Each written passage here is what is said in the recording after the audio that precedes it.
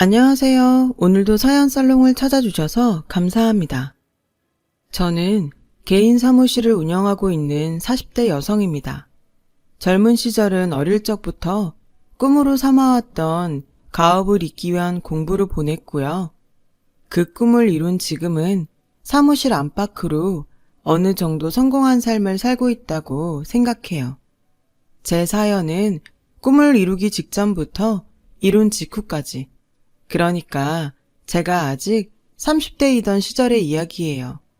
제가 막 30에 접어들었을 무렵에 꿈을 이루기 위한 국가고시 준비가 벌써 7년째였어요. 낮에는 도서관, 밤에는 고시원에 틀어박혀서 책만 바라보며 살았죠. 머리 감을 시간도 아까워 기름 잘잘 흐르는 머리를 맨날 질끈 묶고 세탁기 돌릴 시간도 없어서 늘 똑같은 추리링 바람일 만큼 열심히였고 치열했죠. 그 길고 힘겨운 싸움에도 불구하고 지치지 않을 수 있었던 건 저를 너무도 사랑해주는 남자친구의 헌신적인 뒷바라지 덕분이었어요. 한때 요리사가 꿈이었다던 남자친구는 꿈 그대로 비범한 요리 솜씨의 소유자였어요. 공부에 지친 제가 찾는 음식이 생길 때면 부탁도 하지 않았는데 먼저 요리를 해서 가져다 주었죠. 한식, 일식, 중식, 양식, 종목도 가리지 않았습니다. 대단한 요리 솜씨와는 다르게 남자친구는 평범한 직장인이었어요. 어머니께서 자신이 요리하는 모습을 끔찍하게 싫어하기 때문이라고 했어요. 혹시나 주방 근처에라도 갔다가 들키기라도 하는 날에는 집안이 아주 뒤집어진다고요. 우리 집안과는 확연하게 다른 분위기가 저는 신기했어요. 요즘 세상에도 진짜 그런 집안이 있기는 있구나 싶었어요. 그러던 어느 날 저는 남자친구에게 어릴 적 세상을 떠난 엄마가 끓여주었던 된장찌개가 먹고 싶다며 투정을 부렸어요. 그러자 남자친구는 뭐뭐 들어갔냐고 물어보더니 며칠을 꼬박 도전한 끝에 엄마의 손맛과 똑같은 맛의 된장찌개를 끓여주더군요. 감동한 제가 눈시울을 붉히자 남자친구는 제 걱정을 해주었습니다. 왜, 공부가 많이 힘들어? 그것도 그런데 뭐 더 먹고 싶은 거 있으면 얘기해. 뭐든 다 해줄게. 지금도 충분한데 뭐하러. 괜찮다는 사람이 왜 자꾸 우는 건데? 사람 걱정되게. 그냥 갑자기 이런 생각이 드는 거 있지? 나를 너만큼 사랑해줄 남자가 세상에 또 있을까? 아, 뭐야. 시겠다. 일단 먹고 얘기하자. 아, 얼른 먹어. 싫어. 나랑 결혼해준다고 하면 그때 먹을래. 시험도 중요하지만 내 앞에 앉아 된장찌개를 함께 나누는 그대도 시험만큼이나 소중하게 느껴졌어요. 정말 만약에 아주 혹시나 이 남자를 놓치는 일이 생기게 된다면 아무리 국가고시에 합격하고 오랜 꿈을 이룬다고 할지라도 행복하지가 않을 것 같았어요. 그래서 제가 먼저 프로포즈를 했고 저희는 결혼을 준비하게 되었죠. 시댁에 처음 인사를 드리러 가던 날 저는 눈이 휘둥그레졌어요. 마당에 줄줄이 늘어서 있던 장독대는 그것이 대체 몇 개인지조차 세기도 힘들 정도였고 위풍당당한 기와집은 이런 걸 두고 고래등 같다고 하는구나 싶었습니다. 시어머니께서는 남자친구에게 익히 들었던 모습 그대로였어요. 종갓집 종부이신 시어머니께서는 비녀만 안 꽂고 한복만 입지 않으셨을 뿐 완벽한 조선시대 안방마님 스타일이었거든요. 성격도 외모만큼이나 무척 보수적이고 꼬장꼬장한 분이시더라고요. 시어머니의 첫마디부터가 딱 느낌이 왔어요. 듣자 하니 공부를 한다지? 네, 어머님. 워낙에 어려운 국가고시라서 준비가 오래 걸리고 아서라. 말이 다 끝나기도 전에 자르시더라고요. 무슨 말씀이신지. 여자는 공부를 많이 할수록 안 좋아. 되려 집안에 문제나 불러올 따름이지. 시어머니께서는 그런 분이셨어요. 여자는 좋은 직업을 가져봤자 암탉 울음소리가 담장을 넘어가기만 하는 꼴이다. 하는 말이 좌우명인 그런 분이요. 여자가 해도 되는 공부는 오직 살림살이 공부이며 여자 최고의 직업은 남편 내조나 조신하게 잘하는 전업주부라는 말씀을 입에 달고 다니셨어요. 살다 살다 개그 프로그램에서나 들었던 여자가 밖으로 다니면 소는 누가 키워 소는 하는 말을 제 귀로 직접 듣게 될 줄은 꿈에도 몰랐습니다. 그런 시어머니께서 여자가 가져도 되는 직업으로 인정해 주시는 직업이 단 하나 있었는데요. 불행스럽게도 국가고시를 준비하고 있던 저와는 전혀 연관이 없는 직업이었어요. 그 직업은 바로 여배우였습니다. 그것도 본인이 관심 없는 영화 쪽 배우는 절대 쳐주지 않으셨고요.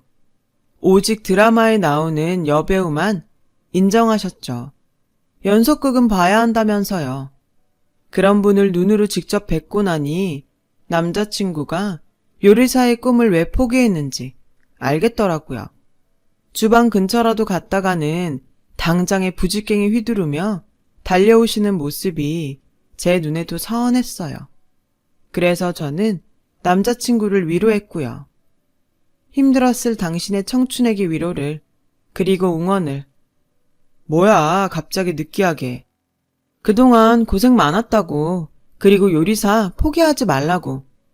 말도 마라. 우리 엄마 봐서 알잖아.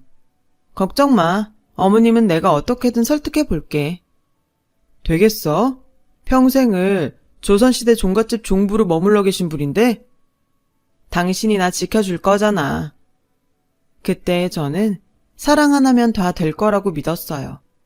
조선시대에 머물러 계신 시어머님과의 앞날이 물론 무척이나 막막했지만 시어머님께서 나쁜 사람이라고 생각하지는 않았어요. 바뀐 세상과 떨어져 살아오셨을 뿐이라고 여겼죠. 그래서 결심했어요. 시어머님과 함께할 나의 결혼 생활과 남편의 잃어버린 꿈, 요리사를 위해 시어머님을 조금씩 천천히 바꾸어 보겠다고요. 저는 우선 결혼 준비를 해야 했을 시간들을 쪼개 시어머님을 찾아뵈었어요. 남자친구 없이 저 혼자서요. 시어머님을 여기저기 모시고 다니면서 함께 시간을 보내었죠. 당장 무언가를 말씀드리기보다는 당신께서 저에게 곁을 내어주시기를 기다렸어요. 그랬더니 오래지 않아 시어머니께서 저에게 곁을 내어주시더라고요. 그 틈을 타 저는 시어머니께 마음속 이야기들을 전했죠. 요즘 세상은 어머님의 시절과는 많이 달라졌다. 남자 또한 남자라는 이유로 차별받아서는 안 되고 여자 또한 여자라는 이유로 차별받아서는 안 된다. 하는 말들이요. 저의 이야기들을 경청해 주시는 모습을 보이셨어요. 희망이 보였죠. 그러나 시어머니는 저희 부부가 결혼식을 올린 바로 직후부터 예전의 종갓집 마님 모습으로 돌아가셨고 저희 희망에는 끝없는 먹구름이 드리워졌습니다. 저희 부부가 신혼여행을 떠나던 그 순간 시어머님께서 이렇게 말씀하시더라고요. 그놈의 국가고시라는 건 언제나 그만둔다던? 네? 그놈의 국가고시요? 너도 이제 한 지아비의 아내가 되었고 한 집안의 며느리가 된 만큼 여자의 도리는 다 하면서 살아야지. 집에서 조신하게 들어앉아서 내조나 잘하면 그만이다 이 말이야. 죄송합니다 엄님. 조금 당황스러워서요. 그 시험은요. 제가 아주 옛날부터 꿈꾸던 어른 말씀에 토다는 버릇부터 고쳐야겠구나. 여자가 그러면 소방 맞기 십상인 것을. 아니 적어도 무슨 시험인지는 물어보셔야 하는 거 아닌가요? 그리고 갑자기 왜. 그동안은 외간 사람이었기에 참아주었던 것인데 이제 며느리니 지킬 예의는 지켜라. 말끝마다 여자는 하시는데 정말 막막하더라고요. 남편도 제 얼굴을 마주할 면목이 없는 눈치였습니다. 저는 그런 남편의 모습을 보며 다시금 다짐했어요. 사랑 하나로 이 난관을 극복해 나가겠다고. 어떤 일이 있어도 남편의 꿈인 요리사를 되찾아 줄 것이고 나의 꿈도 꼭 이루어내겠다고요. 원래 한 번 결심하면 곧바로 행동에 옮기는 스타일인지라 신혼여행을 마치고 돌아온 저는 미처 신혼집에 짐을 풀기도 전에 남편에게 요리사 전문교육 과정부터 등록시켜 주었어요. 호텔 주방장 출신이 직접 강의하시는 좋은 코스였고 당연히도 시어머니 몰래 이루어진 일이었죠. 남편은 낮에는 회사에서 열심히 일했고 밤에는 꿈을 위한 수업을 들으며 행복한 날들을 보냈어요. 그런 남편을 바라보는 저 또한 행복했고요. 그 행복에게서 얻은 힘을 저의 꿈을 위한 시험에 쏟아부었어요. 서로가 열심히 산 만큼 저희 부부의 2세 계획은 자연스럽게 미뤄질 수밖에 없었죠. 그 사실을 알게 된 시어머니께서는 저를 크게 꾸짖으셨어요. 하지만 저는 남편과 저를 위해 한치도 물러서지 않았어요. 결코 물러설 수가 없었습니다. 옛말에 칠거지약이라고 있다. 알고 있어요. 여자가 소박마는 7가지 죄악이죠. 알면서 왜 지키지를 않는다던? 모름지기 여자란 지 앞이 뒷바라지에 소홀함이 없어야 할 것이며 자식 생산에 열성을 다해야 해. 어머님, 칠거지약은 조선시대 얘기죠. 지금은 대한민국이고요. 그 칠거지약으로 이혼을 하게 된다면 안 좋은 소리들을 많이 듣게 될 겁니다. 네가? 아니요. 당연히 어머님이죠.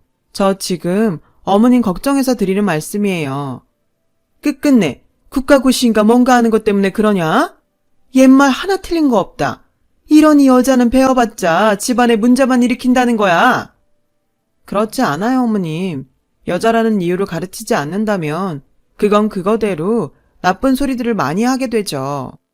이런 식의 공방이 거듭되었어요.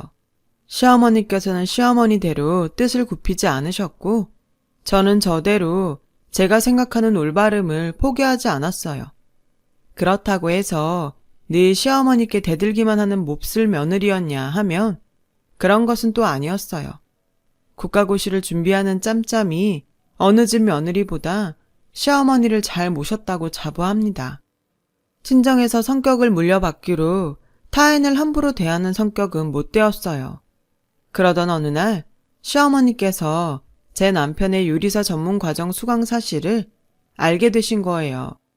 제가 먼저 나서서 등록해줬다는 사실까지 모두를요. 시어머니께서는 격분하셨고 저와 남편 몰래 저희 부부의 신혼집을 처분해버렸습니다. 집이 팔리고 나서야 그 사실을 알게 된 저는 화가 정말 많이 났어요. 그 집은 친정 아버지께서 저와 남편을 위해 마련해 주신 것이었거든요. 아무리 시어머니라도 아닌 건 아니라고 생각했던 저는 그 생각 그대로를 시어머니께 말씀드렸죠. 그러나 시어머니께서는 눈썹 하나 까딱하지 않으시더라고요. 내 재산 내가 처분했기로 그게 무슨 문제야? 어머님 재산 아니에요. 굳이 따지자면 저희 친정 아버지 재산이죠. 너 시집 올 때 결혼 지참금 쪽으로 가져온 것 아니냐? 그럼 친정 아버지께서 돈까지 줘가면서 저를 이 집에 파셨다는 말씀인가요? 굳이 따지자면야 그렇게 되는 셈이구나. 어쩌겠니? 그게 여인네의 팔자인 것을. 아니 어머님. 지금 사극 찍으시는 것도 아니고 어떻게 그런 말씀을 입에 올릴 수 있으세요? 어머님께서도 똑같은 여자이면서요. 네? 가타부터 할 것 없고 내일부터 시댁에 들어와 살면서 조신하게 살림살이부터 배워. 그놈의 국가고시니 뭐니 하는 거는 오늘부로 끝이다. 그때 저에게 전화 한 통이 걸려왔어요.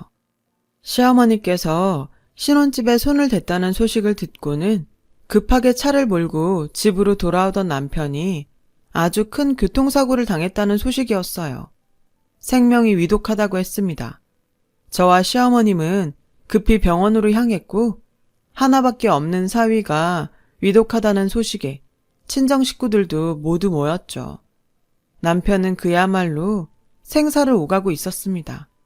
당장 긴급수술에 들어가지 않으면 유언 한마디 못 들어보고 떠나보내게 될지도 모르는 상황이었어요.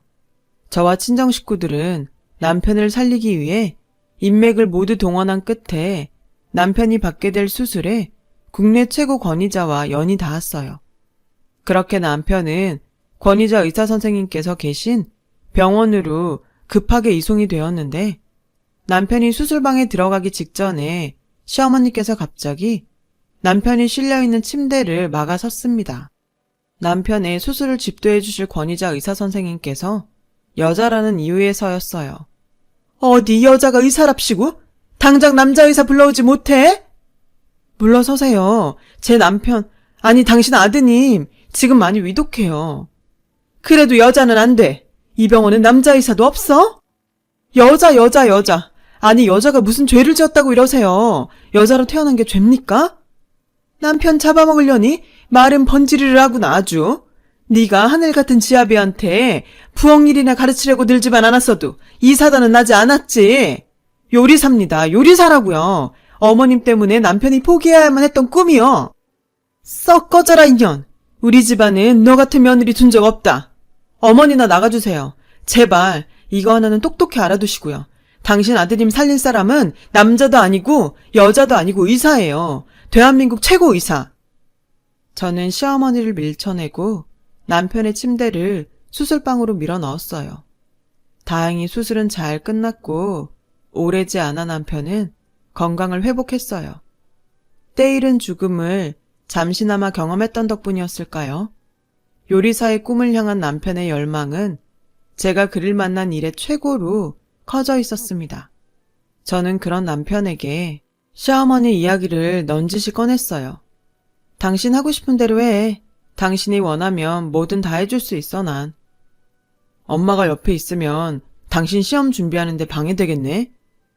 아무래도 나도 요리사 준비하는데 어려움이 있을 거고. 유감스럽지만 그렇겠지? 그럼 엄마는 나중에 나이 좀 드시고 부드러워지시면 그때 봐서 찾아뵙는 걸로 하자. 그렇게 저희 부부는 어머님께 의절을 고했습니다. 의절을 고하고 집으로 돌아오는 기분은 생각만큼 후련하지는 않았어요. 어쩌면 이때 저는 이미 훗날에 예정된 시어머니와의 재회를 예견하고 있었을지도 모르겠어요. 어쨌든 저와 남편은 시어머니가 멀어져 있는 동안 최선을 다해 서로를 사랑했고 각자의 꿈을 향해 노력했어요. 그 결과 저희 부부는 나란히 꿈을 이룰 수 있게 되었어요. 시간은 빠르게 흘렀어요. 시어머니와의 의절로부터 약 5년 정도 지난 어느 날이었던 것으로 기억해요.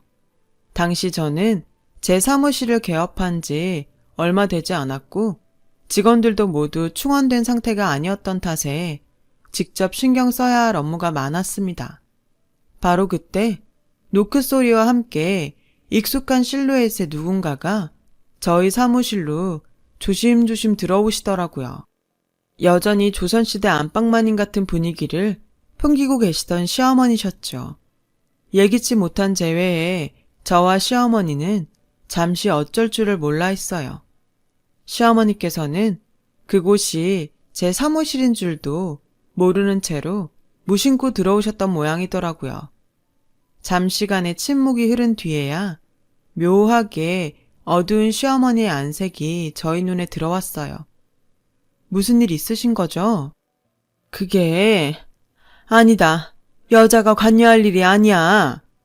어머님, 저 여자 아니고 변호사로 이 자리에 있는 겁니다. 당신 아드님 살려내셨던 그 의사분처럼요. 제가 도전했던 극과고시는 사법고시였어요. 그걸 이뤄낸 저는 변호사가 되어 시어머님과 재회한 참이었고요. 시어머님께서는 뜨거운 커피잔이 차갑게 식을 동안 생각에 잠기셨고 한참이 지난 뒤에야 어렵게 말씀을 꺼내셨죠. 저와 남편이 시어머님과 의절에 있는 동안 시댁에는 큰 악재가 터졌더라고요.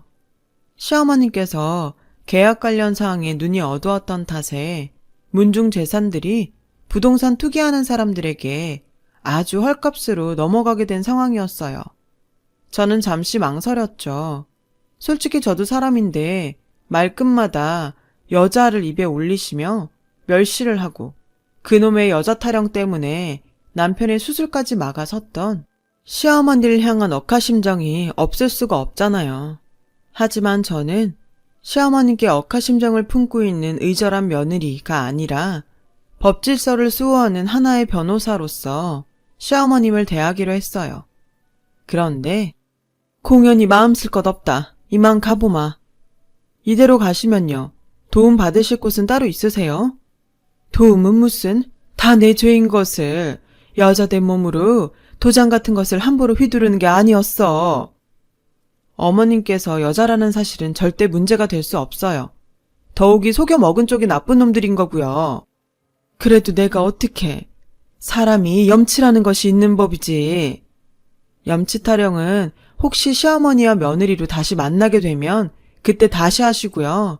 지금은 일단 변호사를 만나신 거니까 변호사로부터 보호를 받으셔야죠. 저는 곧장 몹쓸 부동산 투기 세력으로부터 시댁의 문중 재산을 지켜내기 위한 소송을 시작했어요. 호기롭게 시작을 해놓고 서류를 검토하던 저는 직감했습니다. 아, 결코 쉬운 소송이 아니게 되겠구나 하는 것을요. 그래서 어떻게 했냐고요? 깔끔하게 친정 찬스 썼습니다. 아빠 찬스, 고모 찬스, 육촌 언니의 외삼촌 찬스까지 쓸 수 있는 찬스란 찬스는 모조리 썼어요. 이제 와서 말씀드리지만 저희 집안은 대대로 법조인 집안이었거든요. 그래서 제가 어릴 적부터 변호사의 꿈을 가졌고요. 마침내 한자리에 모인 저희 친정 식구들은 초호화 법조인단을 꾸리게 되었어요. 역시나 소송은 치열했지만 가족이 함께였기에 든든했죠. 그 가족에는 남편도 포함되었습니다. 재판 준비하느라 사무실에서 밤을 지새우기 일수인 친정 법조인단을 위해 남편이 삼시세끼도 모자라 간식에 야식까지 모조리 책임져 주었거든요. 그러는 사이 천년만년 꼬장꼬장하실 것만 같던 시어머니께도 변화가 찾아왔어요. 치열하게 재판 준비를 하고 있던 날 사무실로 시어머니께서 각종 자료들을 모아 저희 사무실을 찾으셨고 그때는 마침 남편이 직접 만들어다 준 저녁 도시락을 먹고 있었어요. 저는 혹시나 싶은 기대를 품고 어머님께 남편의 도시락을 권했죠. 처음에는 완강하게 거부하시던 시어머니는 저희 친정 식구들에게 눈치가 보이셨는지 마지못해 몇 술 뜨셨습니다. 처음 맛본 아들의 요리 솜씨에 적잖이 놀라시는 눈치가 훤했어요. 그날 시어머님께서는 사무실을 떠나시며 저에게 넌지시 물으시더라고요. 있잖니? 말씀하세요. 남자가 요리사를 하면 사내놈이 부엌에나 들락거린다고 사람들이 흉을 보진 않든? 당연하죠. 요리사에 남자 여자가 어딨다고요. 음식만 잘하면 최고지. 그리고 또 있잖니? 남자 요리사라고 차별받고 그런 거는 정말 없는 거 맞다디? 왜요? 아드님 걱정되세요? 걱정이라기보다는 솔직히 솜씨가 나보다 낫더라 얘. 음식이 아주 많나. 시어머님께서 평생을 사로잡혀 계셨던 남자 여자에서 처음 벗어나게 된 순간이었어요. 그로부터 1년 뒤 저와 친정 식구들은 몹쓸 부동산 투기 세력으로부터 시댁의 문중 재산을 모두 완벽하게 되찾아냈습니다. 제가 대표 변호사로서 승소 판결을 받게 되던 날 방청석에서 승소 판결 순간을 지켜보고 계시던 시어머니는 결국 눈물을 쏟고야 마셨어요. 저는 그 눈물이 문중 재산을 되찾은 것에 대한 안도의 눈물인 줄로만 알았어요. 아니더군요. 재판을 마치고 기진맥진해 있던 저를 시어머님께서 꼭 끌어안아 주셨습니다. 네가 옳았다. 틀린 건 오히려 나였던 거야. 세상이 변하는 줄도 모르고 우물안 개구리로만 살아온 꼴이더라. 그런 내가 얼마나 답답했고 원망스러웠든. 괜찮아요. 다 지난 일인데요 뭐. 근데 왜 갑자기 그런 생각이 드셨대요? 해가 서쪽에서 떴나? 잠시 망설이던 시어머님께서는 마침내 진심을 들려주셨죠. 멋지더구나. 든든하고 자랑스럽더구나. 내 며느라이가 변호사라는 것이. 순간 감정이 북받쳐 오른 저는 시어머니를 마주 안았습니다. 지난 시절 아쉬웠던 감정들이 훨훨 날아갔고 시어머님께 그 마음을 고백하면서 약속도 함께 드렸습니다. 마음을 열어주셔서 감사해요, 어머니. 앞으로도 든든하고 자랑스러운 가족이 되어드리도록 노력할게요. 그리고 곧 태어날 손녀딸도 저와 아범처럼 멋진 사람으로 키워내 볼게요. 그렇게 시어머님께서는 극단적으로 보수적인 조선시대 안방마님의 모습과 행동으로부터 벗어나셨어요. 저희 부부도 완전한 평화를 되찾았고 한때나마 소원해졌던 친정과 시댁 사이도 부쩍 가까워졌죠. 맞다. 시어머님께서 아직 버리지 못하고 계신 것이 딱 하나 남아있는데요. 그건 바로 1일 연속극 보면서 막장 몹쓸 며느리를 향한 험담을 퍼붓는 것입니다. 근데 저도 드라마를 보면서 경악할 때가 많고 무엇보다 드라마는 드라마일 뿐이니까요. 이 정도면 저 안심해도 되는 거 맞겠죠? 제 이야기 들어주셔서 감사합니다. 건강하시고 행복하시길 바랍니다. 여러분, 사연 댓글에 응원과 현명한 조언 부탁드려요. 좋아요와 구독은 저에게 큰 힘이 됩니다. 오늘도 좋은 일 가득하세요.